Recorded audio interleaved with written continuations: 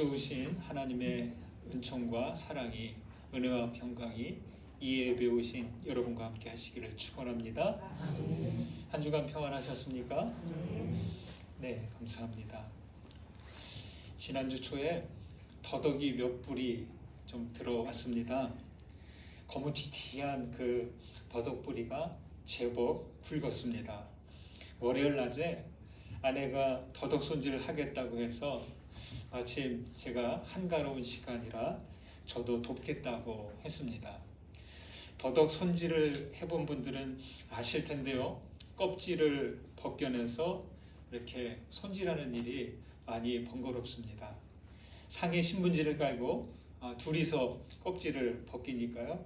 한 30여 분 만에 다 벗겨냈습니다. 이 더덕을 손질하면서 그 더덕 뿌리를 보는데요.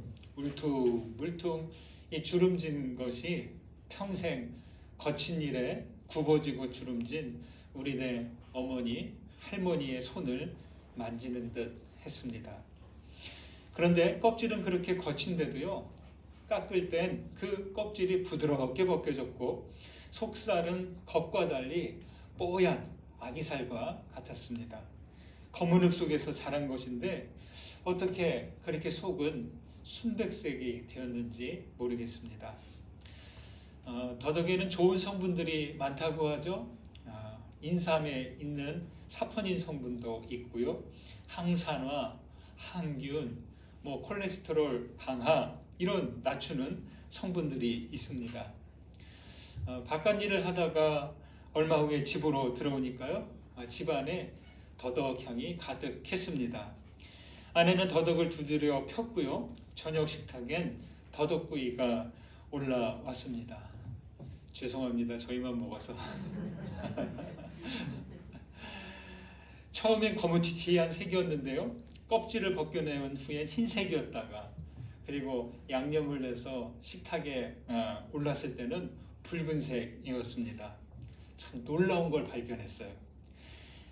껍질이 벗겨지고 두드림을 당하고 색이 그렇게 바뀌었는데도 그 더덕의 향과 맛은 바뀌지 않는다는 거예요. 참 어떻게 그렇게 색이 바꾸고 모양이 바뀌는데도 그 맛과 향이 그대로인지 제가 나름 감동했습니다.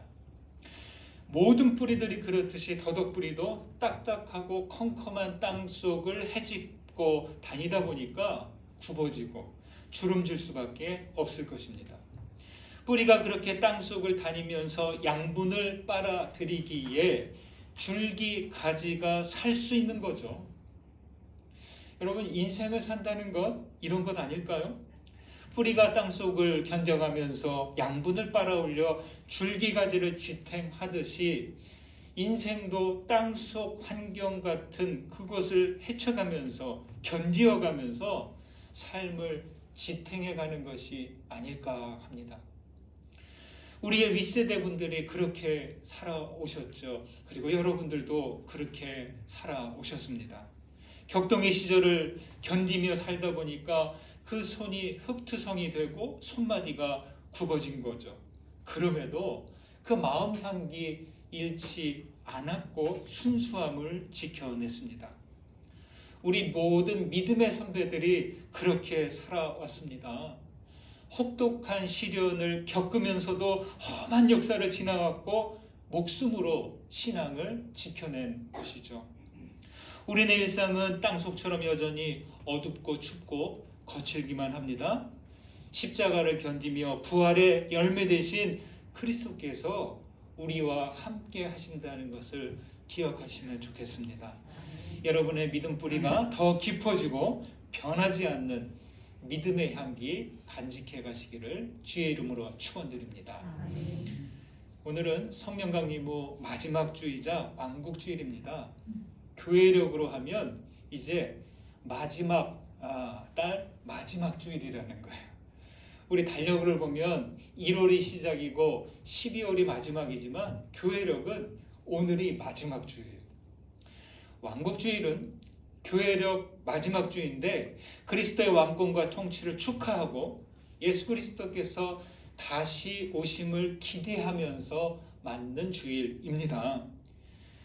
우리는 이날 그리스도만이 우리의 주님 되시고 왕 되신다는 것을 다시금 확인할 수 있어야 합니다. 여러분, 믿음은요, 맹목이 되어서는 안 됩니다. 그냥 무조건 믿는다, 이 되는 거 아니에요. 믿음의 길은 길 찾기와 같기 때문에 수시로 묻고 점검하면서 가야 됩니다. 바로 전까지는 맞는 길이었다고 하더라도 오늘은 이쪽이 맞나? 다시 한번 확인하고 가는 거예요.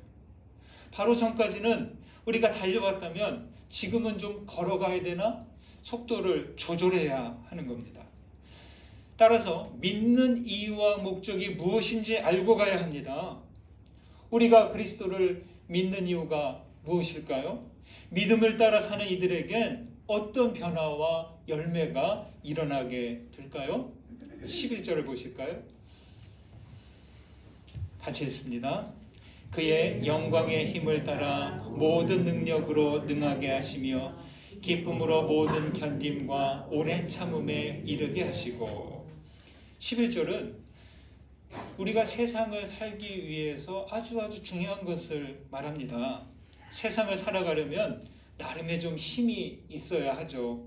하지만 여기서의 힘은 누구를 압도하는 힘이 아닙니다. 신앙인들의 힘은 뭐냐? 주의 영광의 힘을 따르는 능력이어야 돼. 믿음의 힘이 이거예요.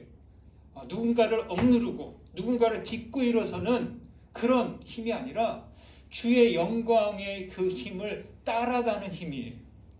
그 힘으로 해서 어떻게 되냐? 견딤과 오래 참음에 이르는 것이죠. 바로 앞에 9절 10절에 보면 그런 말이 있어요. 모든 선한 일의 열매를 맺게 하시며 하나님을 아는 것에 자라게 한다라고 말이죠. 영광의 힘은 제멋대로 힘이 아니에요. 하나님의 뜻을 따르는 힘입니다. 예수님은 나더러 주여 주여 하는 자마다 천국에 들어갈 것이 아니요 다만 하늘에 계신 내 아버지의 뜻대로 행하는 자라야 어떻게 된다? 들어간다라고 했습니다. 자동차를 예로 들어서 설명해 볼까요? 자동차가 나온 의도와 목적은 먼 거리를 빠르게 이동하는 거죠. 그리고 무거운 물건을 운반하기 위함입니다. 그런데요, 그것만이 목적이 아니에요. 무엇보다 중요한 것은 안전하게 운행해야 하고 차가 고장나지 않도록 적절한 정비와 관리를 해가면서 운행해야 하는 거죠. 이런 기본적인 의도와 목적을 무시하고 속도 경쟁만 하고 정비를 하지 않고 다닌다면 그 차는 어떻게 될까요? 그렇게 되면 자동차는 본래의 목적에서 벗어나 위험한 도구가 되는 겁니다. 그것은 자동차에게 주어진 뜻을 따르지 않는 일이 되는 거죠. 여러분, 인생은 자기에게 주어진 뜻을 알고 살아가야 합니다.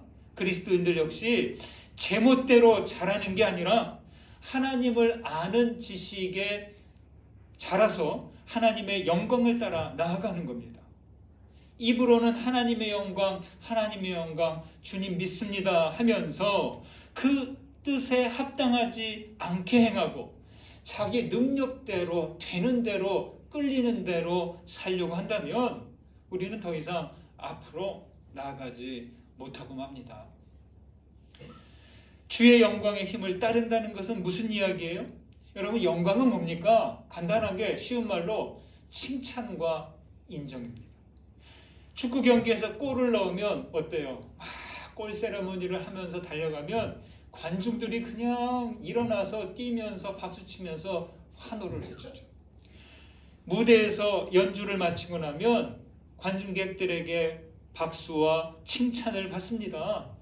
이것이 바로 영광입니다. 칭찬과 인정은 필요합니다. 칭찬과 인정을 받으면 정말 힘이 나고 보람을 얻는 거죠. 필요합니다. 그러나 여기서의 영광의 힘은 자신이 아닌 하나님께 드리는 영광, 하나님을 향하는 그 영광입니다. 경유차에는 연료로 경유를 넣어야 하고요. 휘발유차에는 휘발유를 넣고 다녀야 됩니다. 만약에 그 해당한 연료를 넣지 않고 다른 연료를 넣는다, 혹은 가짜 연료를 채운다면 그 차는 얼마 가지 않아 엔진이 상하고 맙니다. 인생은요, 주님의 영광을 채워야, 주의 영광의 힘을 채워야 지치지 않고 멀리 가는 거예요. 내 지식, 내 지혜, 내 능력, 내 소유, 이렇게 나의 능력으로 채우면 그때는 빨리 가는 것 같아요. 그때는 높이 올라가는 것 같아요. 그러나 멀리 가지 못합니다.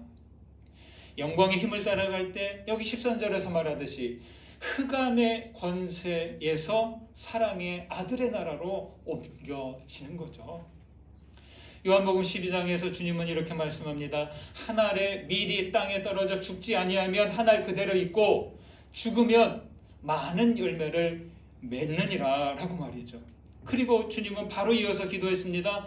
아버지여, 아버지의 이름이 영광스럽게 하소서, 이렇게 말이죠. 무슨 얘기입니까? 예수님조차도 자기 영광이 아닌 하나님 아버지의 영광을 위해 일하셨다는 거예요. 여러분, 그러면 영광의 뿌리는 무엇입니까? 이 영광의 뿌리는 죽음이고 묻힘입니다. 씨앗의 영광은 땅에 떨어져 죽고 많은 열매를 맺는 거예요. 그게 씨앗에게 주어진 운명이고 또 뜻입니다. 이 죽음은, 근데 여기서의 죽음은 소멸이 아니에요. 새 생명을 위한 거예요. 나무가 뿌리를 내려서 오래 참는 가운데 열매를 맺듯이 예수께서도 진리의 씨앗으로 죽어 열매를 맺으셨습니다. 주님은 부활 생명의 열매로 하나님의 이름을 영광스럽게 하셨어요. 여러분, 그렇다면 우리는 뭐예요? 우리도 영광의 힘을 따라 모든 능력과 모든 견딤과 모든 오래 참음에 이르는 거예요. 우리도 그 영광의 힘을 따라 모든 능력과 모든 견딤과 오래 참음에 이르게 되시기를 간절히 소망합니다. 아버지의 영광을 위해 한 알의 밀알로 오신 예수님을 두고 바울은 이렇게 이야기합니다. 15절 보실까요? 함께 읽습니다.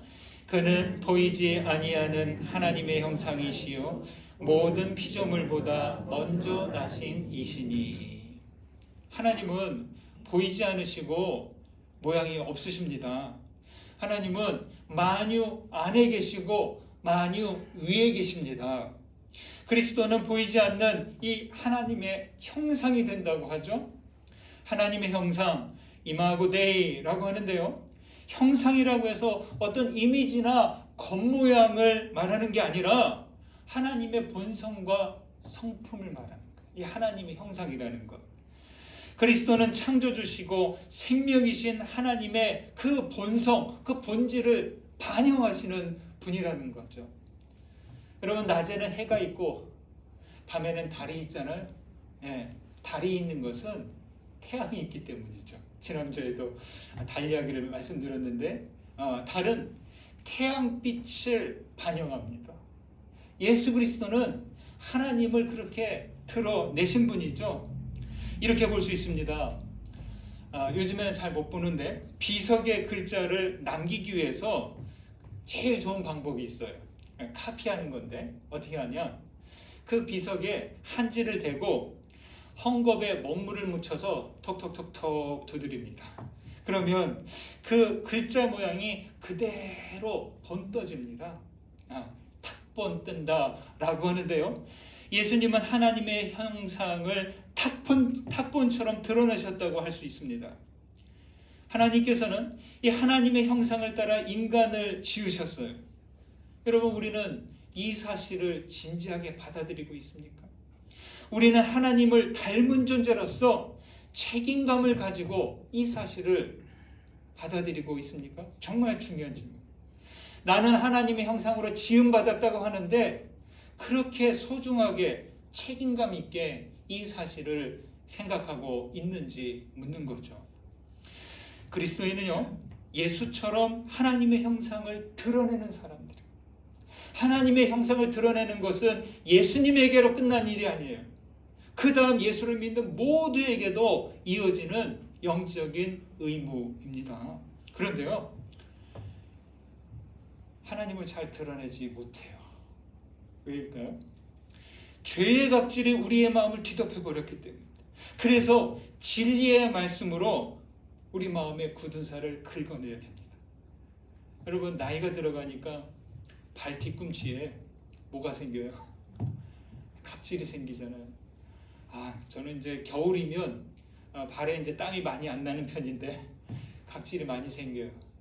그러면 이제 한 달에 한 번 정도는 이제 목욕하기 전에, 샤워하기 전에 이 각질을 긁어내는 도구가 있습니다. 아주 성능이 괜찮습니다. 그냥 뒤꿈치를 그 도구로 막 긁어내요. 그러면 그 각질이 우수수 떨어집니다. 그래서 그러면 그걸 하면서 그런 생각이 들었어요. 아이고, 내 마음에도 내 생각에도 이렇게 각질이 쌓였는데 긁어내야 되겠다. 뭘로 긁어냅니까? 말씀으로 마음의 굳은 살을 긁어내는 겁니다. 마음을 은혜 속에 적셔야 이 마음 덮개가 부드러워지는 겁니다. 어떻게 그렇지 않고 우리 안에 쌓이는, 우리 위에 덮이는 그러한 거짓과 소음과 그런 각질들을 떨어낼 수 있겠습니까? 그래야 내 안에 하나님의 형상이 드러나게 되는 거죠. 이렇게 하나님의 형상을 회복하고 밖으로 이끌어내는 과정, 이게 바로 구원의 과정이에요. 이게 바로 믿음의 여정인 것이죠. 하나님의 형상, 그것이 바로 우리의 본성입니다. 이 본성이 가려지지 않게 하는 일이 신앙의 삶이 되는 것이죠. 한 수도자가 목욕을 하러 강에 왔어요. 그래서 이렇게 물에 들어갔는데 마침 새끼 전갈 하나가 물에 빠진 것을 보고 불쌍하게 보여서 이렇게 집어서 손에 올려놓고 물가로 옮겨주려고 합니다. 여러분, 전갈은 어떤 특성이 있어요? 쏘는, 그 꼬리에 있는 독침으로 칵 찌르는 그런 특성이 있죠. 그래서 전갈은 수도자의 손에 독침을 놓습니다. 아직 새끼 전갈이라 독성이 약한가 봐요. 그 바람에 수도자는 그 통증으로 전갈을 놓치고 전갈은 다시 물속에 빠집니다. 수도자는 그렇게 물속에 빠져서 버둥대는 전갈을 보니까 다시 불쌍한 마음이 다시 드는 거예요. 그래서 또 손에 올려주고 옮겨주려고 하고, 그러면 전갈은 또 쏘아대고 또 떨어뜨리고, 그렇게 반복하는 겁니다. 이때 강둑에서 그 모습을 지켜본 사람이 소리칩니다. 독충에게 자비를 베푸는 것이 무의미하다고. 그 전갈은 변하지 않으니까 전갈을 내려놓으라고, 도와주지 말라고, 그냥 물에 빠져서 죽게 놔두라고 이러는 거죠. 맞는 말이죠.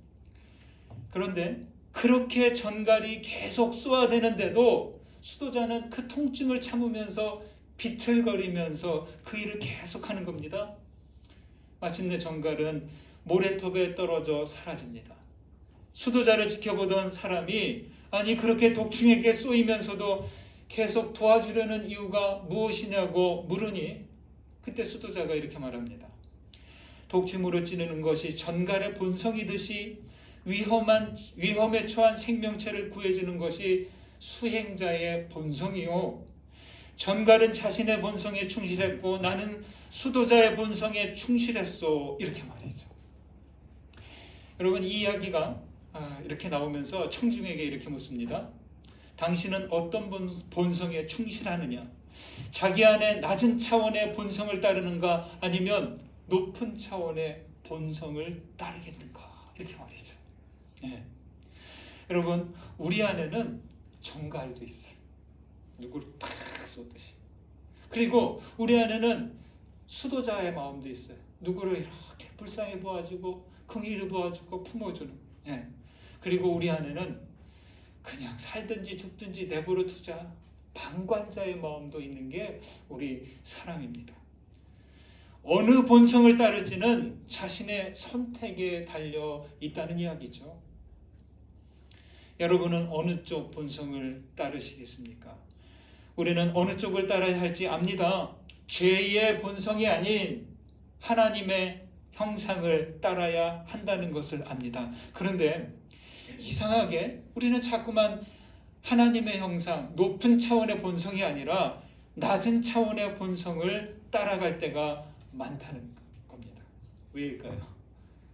자기 의지로 하려고 하기 때문이에요. 은혜에서 멀어져 있기 때문에 자꾸만 하나님의 그 본성, 하나님의 형상을 생각하지 않는 겁니다. 그래서 어떻게 해야 돼요? 강력한 자석처럼 우리를 끌어당기는 그리스도 가까이 있어야 돼요. 여러분, 자석에게서 멀어지면 어떻게 돼요? 가까이 있으면 쭉 더 붙지만 자석에서 멀리 떨어지면 떨어질수록 그 자력의 힘이 영향을 못 미칩니다. 우리가 그리스도 가까이 있어야 하는 이유가 이거입니다.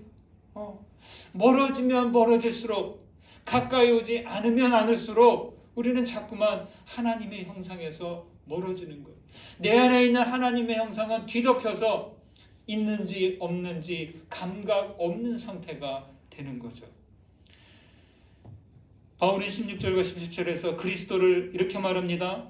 만물이 다 그로 말미암고 만물이 그 안에 함께 섰느니라, 이렇게 말이죠. 그래서 파스칼은요, 예수 그리스도가 없으면 타락한 인간은 악과 비참 속에 있을 수밖에 없다. 그렇죠? 그러나 예수 그리스도와 함께 있으면 인간은 악과 비참에서 벗어나는 거예요. 여러분, 이거는 사실이에요. 진실이에요. 더욱더 힘써 성령의 이끌림을 받아서 하나님께로, 예수 그리스도께로 한 걸음 한 걸음 다가가야 돼요. 그러면 그럴수록 악과 비참, 어둠의 권세에서 우리는 멀어지는 거예요. 그러나 예수 그리스도에게 한 걸음 다가가는 것 힘들다고, 바쁘다고 포기하면 여기서 멀어지고 우리는 자꾸만 어둠 쪽으로 끌려가게 되는 겁니다. 여러분, 예수 안에 주님과 함께 서시기 바랍니다. 그리스도와 함께 있음으로 거룩한 본성, 하나님의 형상을 따라 거듭나시는 우리 모두 되시기를 간절히 소망합니다. 우리는 주의 영광의 힘을 따르는 사람이에요. 첫 번째 말씀드렸습니다. 그 다음 우리는 예수님처럼 하나님의 형상을 드러내는 사람들입니다. 영광의 힘을 따르고 하나님의 형상을 드러나기 위해서는 예수님을 통해야 하고 예수와 함께 있어야 되는 거예요. 자, 그러면 예수님은 어떤 분이십니까? 오늘 왕국주일에 예수님이 어떤 분이신지 다시 한번 분명하게 확인하는 시간이 되셨으면 좋겠습니다. 18절 같이 했습니다. 그는 몸인 교회의 머리시라. 그가 근본이시오 죽은 자들 가운데서 먼저 나신 이시니 이는 친히 만물의 으뜸이 되려 하심이요. 예수님은 몸된 교회의 머리시고 근본이시고 만물의 으뜸입니다. 여러분, 오늘 제 말씀 제목입니다. 교회의 머리, 근본, 으뜸. 예수 그리스도가 바로 이에 해당하십니다. 여러분께 예수님은 어떤 분이십니까? 예수는 우리의 머리입니까? 내 존재의 근본이자 으뜸 되십니까? 여러분, 항상 매일매일 기도 가운데 이 물음 앞에 서셔야 됩니다. 머리 없는 존재는 상상할 수 없고 머리 없는 지체는 없습니다. 머리 없으면 생각불능, 판단 불가의 상태라는 거예요. 머리에 연결되지 않은 우리의 지체는 꼼짝하지 못합니다. 신경이 끊어진 그 사람은 어때요? 꼼짝하고 움직이지 못하잖아요. 마비되는 거잖아요. 근본은 뭐예요? 뿌리입니다. 뿌리 없는 식물 상상할 수 없어요. 식물은 뿌리가 있어야 하는데 줄기를 지탱하고 양분을 빨아들이기 때문에 그렇습니다. 모든 음악에는 기준음, 으뜸음이 있어요. 이 기준음이 있어야 화음을 이루고 시작과 끝맺음을 할 수 있는 거예요. 여러분, 우리는 머리이신 예수께 연결된 지체라는 거예요. 예수께 연결되지 않고서는 조금도 움직이지 못합니다.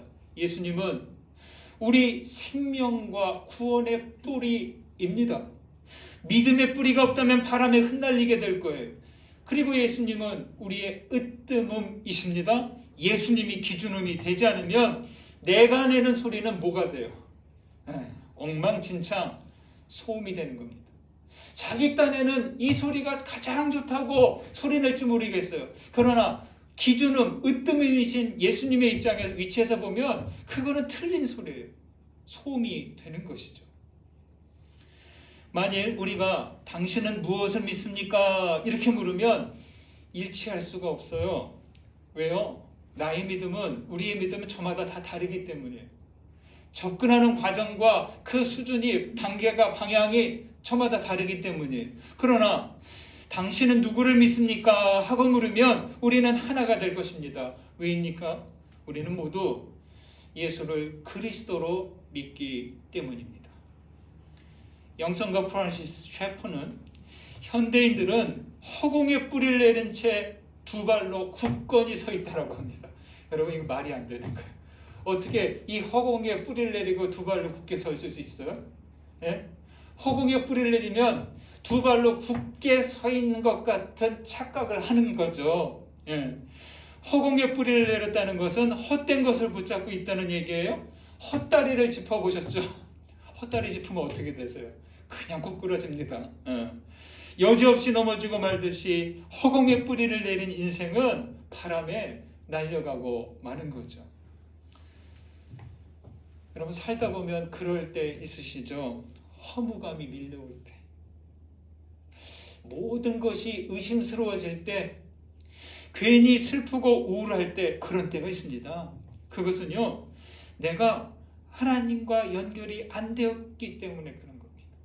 연결되어 있어도 그 연결된 것을 잘 감각하지 못할 때 그렇습니다. 잇몸이 약해지면 어떻게 돼요? 치아가 흔들려요. 뿌리가 약하면 근본에서 떨어져 흔들리게 됩니다. 반면 사람은 뿌리가 생길 때, 근원적인 것을 가졌을 때 얼마든지 힘을 쓸 수 있다. 어떻게 하면 뿌리가 생기고 근원에 닿을 수 있습니까? 하나님을 신뢰하는 믿음입니다.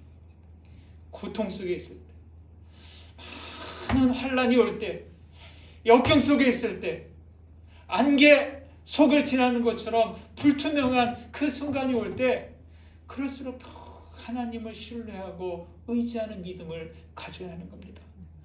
우리는 믿음을 어떻게 가졌습니까? 예수로 말미암은 그런 믿음을 가졌습니다. 어떤 믿음입니까? 이 믿음은 생명의 근원이신 하나님께 연결하는 뿌리 같은 믿음이에요. 뿌리 같은 믿음. 예. 이제 기온이 추워져서 아침 저녁으로 난방을 좀 하셔야 되겠습니다. 집집마다 난방을 위해 보일러를 설치해 놓았잖아요. 그래서 보일러가 따끈하게 덮여진 온수를 배관을 타고 각 방방이 돌아요. 그러면 우리 집이 난방이 되는 거죠. 이 보일러와 각 방을 연결해주는 배관의 역할이, 여러분, 바로 임마누엘 예수님의 역할이에요. 네. 따라서 예수와 연결되지 않으면 하나님께서 보내주시는 그 은혜의 공급이 중단되어서 추위에 떠는 거예요. 네. 여러분, 춥게 지내지 마십시오. 예수 그리스도께 연결돼서 하나님으로부터 오는 은혜의 공급을 풍성하게 받으셔야 됩니다. 여러분, 신앙의 보일러는 잘 움직이고 있습니까? 주일 예배와 기도와 묵상의 시간을 빠뜨리지 않아야 하는 이유가 바로 이 때문입니다. 경건의 시간을 가짐으로 해서 내 마음이 그리스도에게 연결되어 있는지 점검하고 예배를 통해서 거룩하신 하나님께 믿음의 뿌리를 단단하게 내리는 거예요. 간단하고 단순한 것 같지만 이것을 모르면 우리는 춥게 지내야 되는 겁니다. 뿌리에 대한 묵상을 하던 중 정호승님의 고로쇠나무라는 시를 찾았습니다. 나는 너희들의 어머니니 내 가슴을 뜯어가 떡을 해먹고 배불러라. 나는 너희들의 아버지니 내 피를 받아가 술을 해먹고 취해 잠들어라. 나무는 뿌리만큼 자라고 사람은 눈물만큼 자라나니 나는 꽃으로 살기보다 꽃을 키우는 뿌리로 살고 싶었나니 봄이 오면 내 뿌리에 피눈물을 먹고 너희들은 다들 사람이 되라. 길지 않으신데요. 아주 그 한 줄 한 줄 그 의미가 깊이 다가옵니다. 꽃을 키우는 뿌리로 살고 싶었다. 봄이 오면 내 뿌리에 피눈물을 먹는다. 저는 이 부분이 깊이 와닿습니다. 어떻습니까? 저는 이 부분이, 이 말이, 이 시인의 말이 마치 예수님의 음성처럼 들려왔습니다. 예수님을 꽃을 키우는 뿌리가 되어주셨죠. 여러분, 겉으로 드러난 것은 십자가예요. 그러나 이 속으로 깊은 구원과 생명을 위한 그 은혜의 뿌리가 깊이 내려서 우리들에게까지 왔습니다. 여러분, 그래서 우리는 그리스도의 뿌리에서 나오는 피는 물을 먹고 사람이 되는 것이죠. 사랑하는 여러분, 주의 영광의 힘을 따라 나아가시고 예수처럼 하나님의 형상을 드러내시기 바랍니다. 그리하여 우리의 머리 되시고 뿌리이자 으뜸 되시는 그리스도와 함께 참 사람 되시기를 주님의 이름으로 축원드립니다. 받은 은혜 생각하면서 거듭의 기도 드리시겠습니다. 말씀 가운데 울림이 된 것, 다가온 말씀 붙으시고 하나님께 기도 올리시기 바랍니다. 기도하시겠습니다.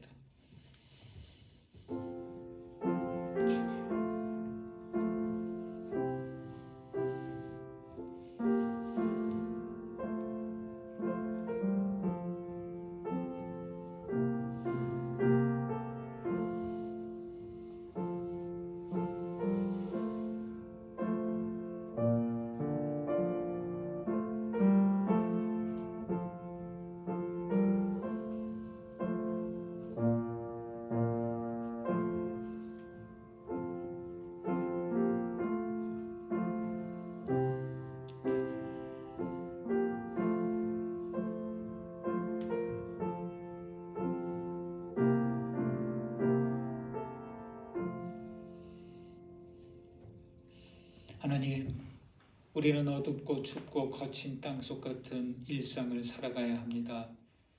하지만 그리스도와 함께 한다면 견딜 수 있습니다. 우리 믿음의 뿌리에 힘 주시고 믿음의 향기를 잃지 않도록 지켜 주옵소서. 주님, 세상은 칭찬과 인정에 목말라 하지만 주의 성도는 하나님을 알고 그 영광의 힘을 따라 모든 것을 견디며 오래 참음에 이르게 하옵소서. 하나님, 우리를 뒤덮은 죄의 덮개를 벗어버리기를 원합니다. 그리스도와 함께 거룩한 본성을 따르도록 인도해 주옵소서. 주님은 우리의 머리이시고 근본이자 으뜸 되십니다. 헛된 것이 아닌 오직 하나님께 믿음의 뿌리를 내리고 살아가게 하옵소서. 그리스도 예수의 이름으로 기도하옵나이다. 아멘.